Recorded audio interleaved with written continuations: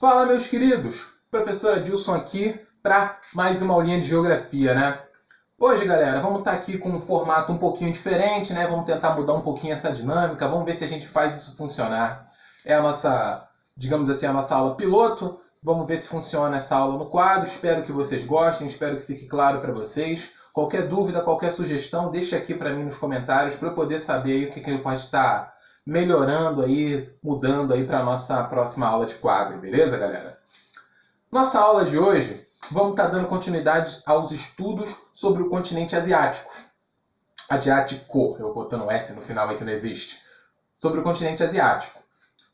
A partir de agora a gente vai trabalhar um pouquinho alguns aspectos econômicos, alguns destaques econômicos dentro do continente asiático. Destaques como Japão, Índia e a região do Oriente Médio. O que acontece, galera? Vamos falar um pouquinho sobre a economia do Oriente Médio, dessa região que engloba um conjunto de países majoritariamente, islâmicos. Galera, primeiro, é praticamente impossível a gente tratar sobre a economia do Oriente Médio sem a gente falar do petróleo, que é fruto de conflitos nessa região ao longo das décadas, principalmente aí pós Segunda Guerra. O que faz essa área ser tão dinâmica, ter uma geopolítica tão instável atualmente, é a existência de uma grande reserva conhecida de petróleo nessa região. Significa o quê, galera? Reserva conhecida que é que o homem tem conhecimento de que naquela região existe determinada quantidade de petróleo. Essa é a região do mundo que tem mais petróleo? Não sabemos. Essa é a que nós sabemos que tem.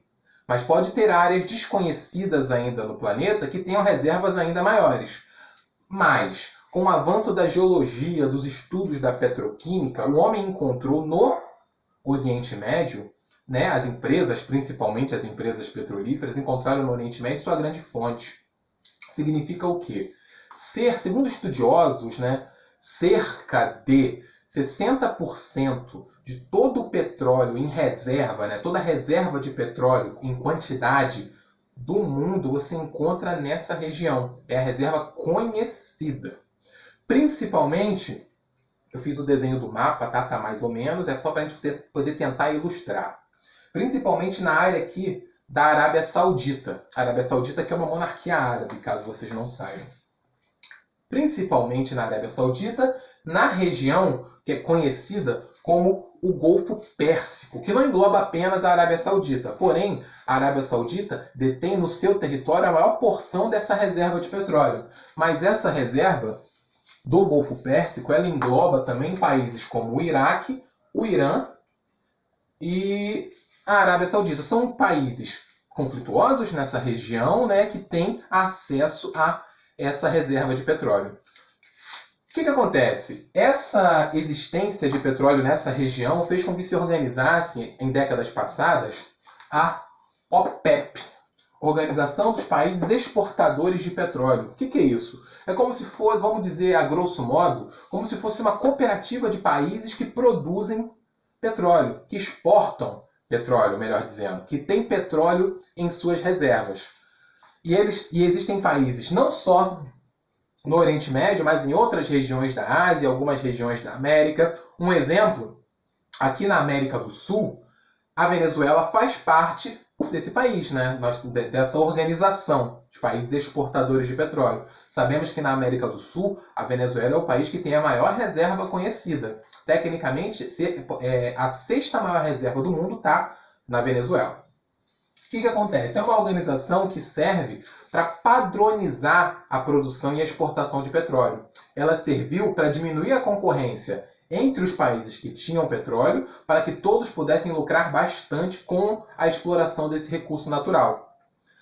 Faz também com que exista uma padronização nos preços do barril de petróleo, que vem oscilando muito atualmente, mas existe uma certa padronização feita pela Organização dos Países Exportadores de Petróleo, que engloba cerca de 20 países atualmente. Existem países que entram, países que saem. A própria Venezuela estava num certo conflito recentemente com a organização por causa da sua política de exploração de petróleo.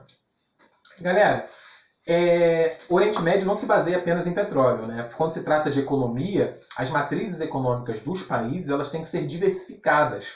Os países precisam ter fontes diferentes de produção de renda e riqueza. No Oriente Médio não é diferente. Nós temos também, mesmo que bem incipiente, bem fraca, nós temos um processo industrial bem voltado para o petróleo ou para o consumo interno dentro da região. E nós também temos a agricultura. Tratando sobre o processo industrial, né, o país que mais tem destaque na produção industrial é Israel. Israel é conhecido mundialmente pela sua produção de armas. Armas são feitas em indústrias.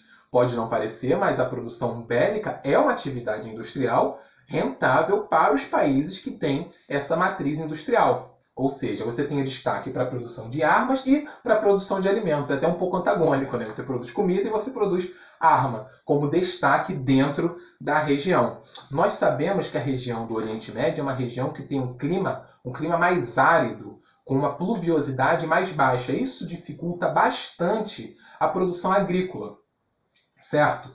Porém, é difícil, mas não é impossível. A economia do petróleo também injeta dinheiro em outras áreas. Alguns países que têm destaque econômico conseguem desenvolver um processo de produção agrícola baseado na irrigação. Eles trazem água de outras áreas para poder irrigar os seus campos. Porém, fontes hídricas nessa região também são escassas e também são fontes de conflito. Vamos falar sobre conflitos um pouco mais para frente nas nossas aulas. O que acontece? Existem países que conseguem fazer o processo de dessalinização da água. O que é dessalinização da água? É pegar água do Mar Vermelho ou do Mar Mediterrâneo e transformar em água potável. Porém, isso é um processo demorado e muito caro. O país que tem o maior destaque nisso é a própria Arábia Saudita. É o país que tem o maior desenvolvimento na indústria petrolífera. Então ela consegue investir em outras áreas. Consegue, com mais facilidade do que seus vizinhos, transformar água salgada em água potável para o consumo humano e consegue investir no processo de irrigação, que é trazer água de áreas mais distantes para poder irrigar os seus campos. Mas não é uma exclusividade só da Arábia Saudita. Iraque, Irã, próprio Kuwait, são países que conseguem ter um desenvolvimento agrícola devido à irrigação dos campos. Uma irrigação artificial, devido ao quê? A escassa pluviosidade, a escassa quantidade de chuvas que essa região tem devido às suas características climáticas. Ou seja, nós temos o clima influenciando também na dinâmica econômica da região do Oriente Médio. Nós temos aspectos geológicos, né, que é a existência do petróleo, e nós temos aspectos atmosféricos que influenciam ali diretamente na economia da região. Outra prática já mais tradicional, né, sem o uso de grandes tecnologias, já que a agricultura irrigada, esqueci até de citar, né? Alguns gêneros agrícolas, como uva, tabaco e café, são os principais destaques dessa agricultura irrigada, certo? Outra área já da produção agropecuária é a criação de animais. É a pecuária diretamente, né? Só que a criação de animais nessa região ela tem a característica de ser uma pecuária de pastoreio. Pastoreio nômade. Significa que os rebanhos eles não têm lugar fixo. Eles tendem a buscar fontes hídricas, fontes de recurso ao longo do ano.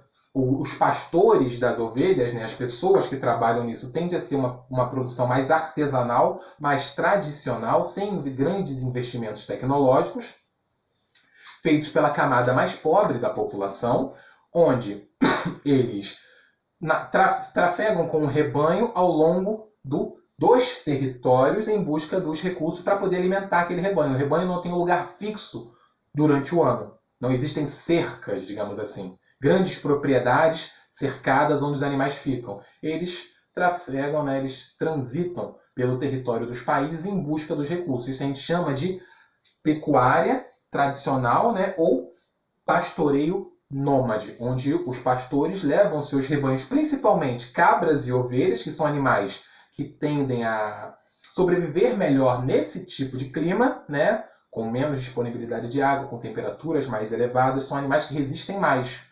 do que um rebanho bovino, por exemplo, que precisa de grande quantidade de alimento, de grande quantidade de água. Não tem destaque o rebanho bovino nessa região, mas cabras e ovelhas, por serem mais adaptadas a esse tipo de clima, a esse tipo de situação natural, tendem a ser mais usadas nessa região. Ou seja, galera, alguns destaques econômicos do Oriente Médio: a produção petrolífera, né, que tem o maior destaque econômico na região, a agricultura irrigada nos países mais economicamente desenvolvidos e a pecuária de pastoreio nômade. São os principais destaques econômicos dessa região. Poderíamos tratar também do turismo. Porém, o turismo dessa região ele ainda é muito caro e muito perigoso em algumas áreas. Então, ele não é tão desenvolvido assim. Beleza, galera? Espero que vocês tenham entendido, tenham gostado dessa aula, tenham gostado desse formato. Até a nossa próxima aula. Qualquer dúvida pode deixar aqui nos comentários que eu vou tentar ajudar da melhor forma possível, galera. Um forte abraço para vocês. Até a nossa próxima aula.